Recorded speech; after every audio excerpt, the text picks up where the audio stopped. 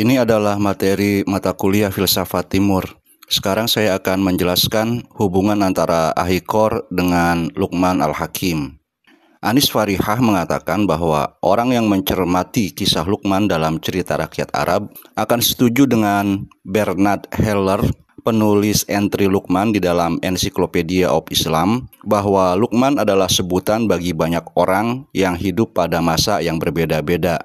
Ada Luqman pada masa jahiliyah yang menurut Abu Hatim As-Sijistani dalam bukunya Al-Mu'ammarin, artinya orang-orang yang berumur panjang, sebagai orang kedua yang bernama Luqman.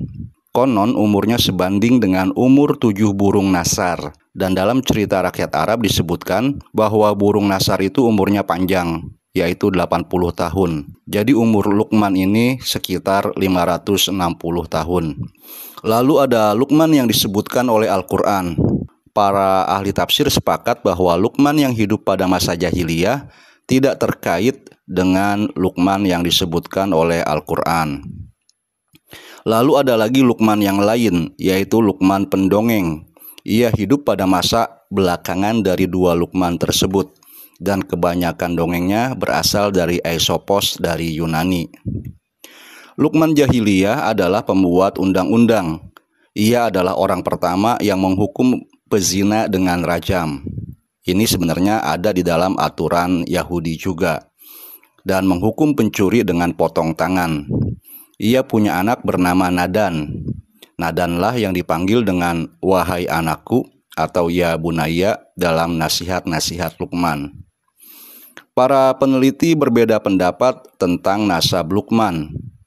Karena namanya disebut di dalam Al-Quran, maka beberapa riwayat nampak menggambarkannya sebagai orang yang mulia, bahkan mendekati nabi-nabi yang namanya disebutkan oleh Taurat.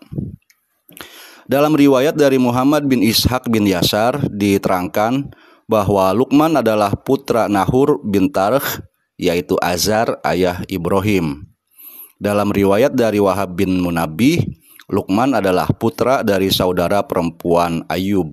Sedangkan dalam riwayat dari Muqatil, Luqman adalah putra dari bibi Ayub. Sementara itu, Al-Waqidi mengatakan bahwa Luqman adalah hakim atau qadi di kalangan Bani Israel.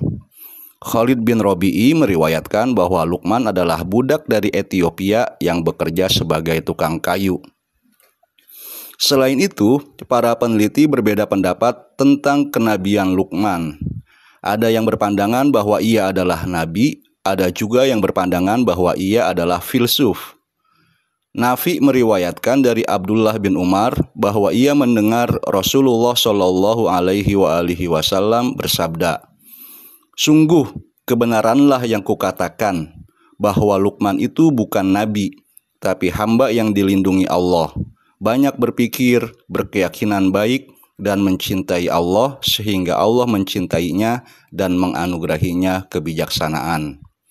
Riwayat ini membuat kubu yang berpandangan Luqman adalah filsuf lebih kuat daripada kubu yang berpandangan bahwa ia adalah nabi.